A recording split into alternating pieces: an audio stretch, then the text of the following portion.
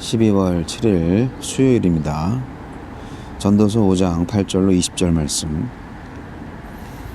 너는 어느 지방에서든지 빈민을 학대하는 것과 정의와 공의를 짓밟는 것을 볼지라도 그것을 이상히 여기지 말라.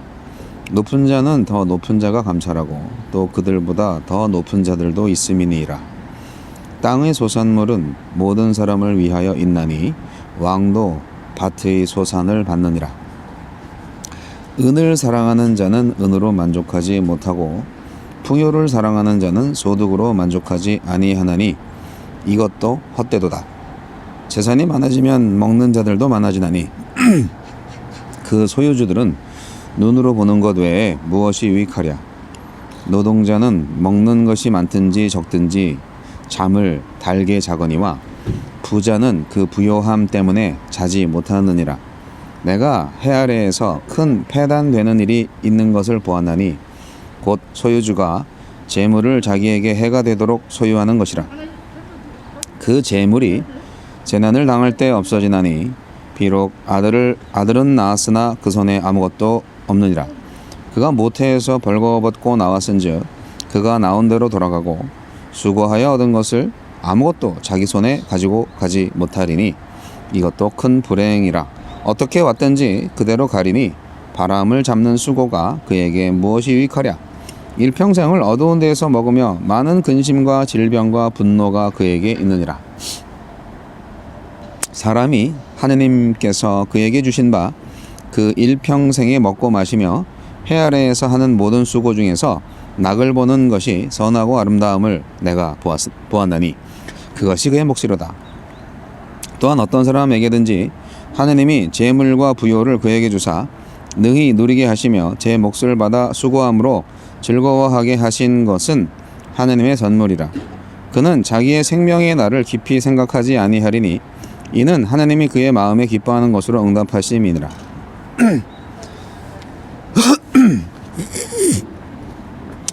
행복의 비결. 전도자는 이 세상에서 일어나는 학대와 불의를 고발합니다. 이어서 재물의 무익함과 헛됨을 경고한 후에 재물에 대한 올바른 자세를 교훈합니다. 우리에게 주시는 교훈은 무엇입니까? 땅이 유일한 생산의 원천이던 전도서 시대에는 땅이 없는 가난한 자들이 받아야 할 혜택이 중간에서 갈취당하는 일이 비일비재했습니다. 상급자 위에 또 다른 상급자가 겹겹이 존재하는 계급사회에서 가난한 사람이 억압을 받고 공정과 정의가 유린당하는 것은 어쩌면 당연한 일이었습니다. 오늘날은 어떻습니까? 땅은 투자와 대물림의 수단으로 여전히 계층을 구분짓고 기득권자들은 이를 유지하고 강화하려고 구조적 불의를 묵인합니다. 이 땅에 몸담은 그리스도인들에게 자기 희생과 권리 포기가 없다면 나라가 임하옵시며라는 기도는 공허한 주문이 되고 말 것입니다. 재물 자체가 목적이 된 사람은 쓰는 것보다 쌓는 데 열중하며 아무리 쌓고 또 쌓아도 만족을 모릅니다. 재물 자체에 중독되고 재물이 우상이 되어 오직 재물을 위해 존재하는 사람이 됩니다. 정직하게 흘린 땀만큼 대가를 받아 누리는 사람은 편히 잠을 잘 수 있지만 쌓아놓기만 하는 사람은 잃을까 하는 염려와 더 쌓지 못한 아쉬움으로 잠을 이루지 못합니다. 재물은 항상 우리 곁에 머물러주지 않고 늘 우리에게 유익한 것도 아닙니다. 부자의 재물이 재앙의 원인이 되기도 하고 갑자기 재물을 잃고 자식에게 아무것도 물려주지 못할 수도 있습니다. 쓰지 못한 재물이 부자에게 근심과 질병과 분노를 안겨주기도 합니다. 부자든 빈자든 우리는 빈손으로 왔다가 빈손으로 가는 인생입니다. 돈을 일만학의 뿌리가 되게 하시겠습니까? 아니면 선한 청지기로서 주의 뜻에 따라 잘 쓰다가 주인 앞에 서겠습니까? 해 아래 삶에는 늘 수고로움과 고단함이 있지만 하나님이 주신 것으로 먹고 마시고 누리는 복도 있습니다. 재물을 내 것이라 여기면서 모으고 쌓는 자는 남은 인생을 계획하며 근심하겠지만 하나님의 선물로 여기는 자는 오늘 하루 잘 누리고 잘 나누고 마음껏 기뻐할 것입니다. 주님, 재물을 비롯한 하느님이 주신 선물을 감사하며 잘 누리고 나누며 살게 하소서.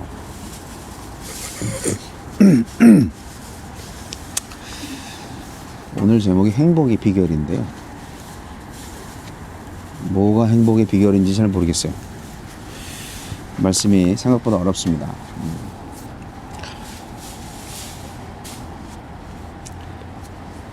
오늘 말씀은 돈을 버는 문제에 대해서 반성적 지혜를 주시고자 하는 말씀인데요. 많은 재물은 좋은 거죠. 당연히 돈 많으면 좋죠. 그리고 그것은 하느님의 복이에요. 우리 축복된 인생을 살아야 되지 않겠습니까? 아니, 돈 많이 버세요. 돈 못 버는 게 오히려 이상한 거지. 복을 못 받으니까 돈을 못 버는 거지. 복을 받으세요. 재물을 많이 모으세요. 돈, 부동산 다 모으세요. 분명히 많은 재물은 하느님의 축복입니다. 그러나 그 축복이 아니라 자신과 하느님의 관계를 망치는 데 사용하고 또는 이웃과의 관계를 망치는 데 사용하는 사람들이 있다 이거죠. 누가 그러냐? 부를 축적하는 것 자체가 목적이 된 인생이 그렇다는 거예요. 재물을 모으는 것 자체가 인생의 목적이 된 사람들이 그렇게 된다.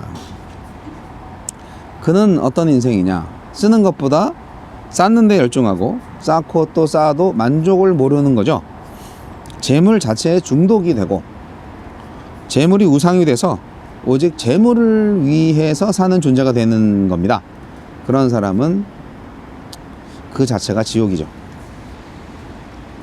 적든지 많든지 일한 대가를 받아 누리는 사람은 잠을 편안하게 자는데 쌓아놓기만 하는 사람은 어떻게 또 더 쌓을 수 있을까? 그리고 더 쌓은 거를 또 어떻게 잘 지킬 수 있을까? 그런 거 걱정하면서 잠을 못 이루는 거죠. 부자의 재물이 재앙의 원인이 되기도 하고 또 갑자기 재물을 잃거나 자식에게 물려주지 못할 수도 있어요. 결국 쓰지 못한 재물이 부자에게 번뇌와 병과 분노를 안겨주기도 합니다. 아싸리 재물이 없으면 배고프기밖에 더 하겠어요? 돈 때문에 걱정 안 하죠. 그냥 배고프면 되니까. 근데 재물 얼마 안 돼도 자식들 간에 그 유산 상속 때문에 싸우고 형제 간에 불화가 이루어지고 하는 일이 얼마나 많아요. 저는 제 친척 중에서도 분명히 봤어요. 그 유산 상속이 좀 공평하게 이루어지지 않았다는 판단을 가진 형제가 다른 형제와 불화하고 그리고 부모님 돌아가신 이후로 그냥 평생 담쌓고 사는 거죠. 그 물질이 뭐라고? 물질 받기 전에는 그렇게 사이좋게 지내더니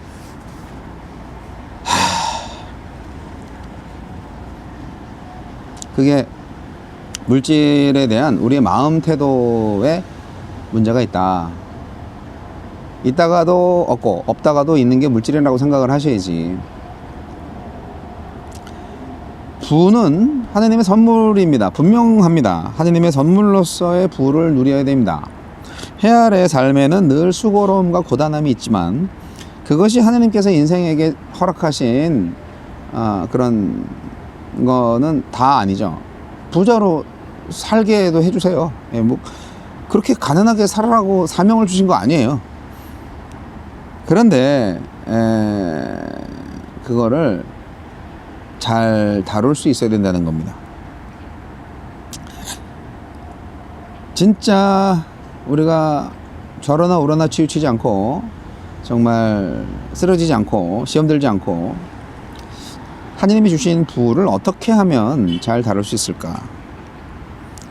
하느님이 주신 것이 얼마가 되었든지 간에 잘 먹고 잘 마시고 잘 누리는 게 복입니다. 재물을 오로지 내 것이라고 여겨서 모으고 쌓는 거에 총력을 기울이는 인생이 되지 마세요. 그것만큼 어리석은 인생이 없습니다. 반복적으로 말씀드리지만 재물은 모으기 위해서 있는 게 아니라 쓰기 위해서 있는 것이다. 무엇을 위해서? 나와 가족을 위해서, 사회와 인류를 위해서 가져왔다가 다시 재분배하는 것이다. 모든 사람의 행복을 위해서. 그러니까 내가 노력하고 내 능력으로 인하여서 내가 애써서 내가 돈 벌었다 이거죠. 너희들은 왜 일 안 하고, 너희들은 왜 나만큼 똑똑하지 못해서 그렇게 가난하게 사냐? 예, 그렇게 생각할 수 있죠. 그거 잘못된 생각이죠. 맞는 말일 수도 있지만 그것은 재물에 대한 나의 태도에 교만이 섞여 있다는 표현이거든요. 뭐냐면 아무리 내가 머리가 좋고 사업을 잘하고 그래가지고 돈을 많이 벌었다 할지라도 우리 마음 자체는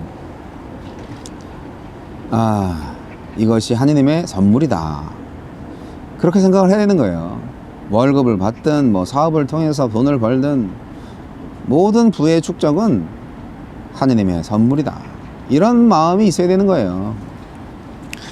그래야 우리가 내 인생이 얼마나 남았는지 그런 거에 좌지우지 되지 않고 잘 누릴 수 있어요. 잘 나누고 마음껏 기뻐하는 것이 가능해요. 그것이 진짜 행복이죠. 없는 것 때문에 아쉬워하지 않고 이미 주신 것을 충분히 즐기는 삶이 바로 행복 아니겠어요? 네. 재물에 대한 태도.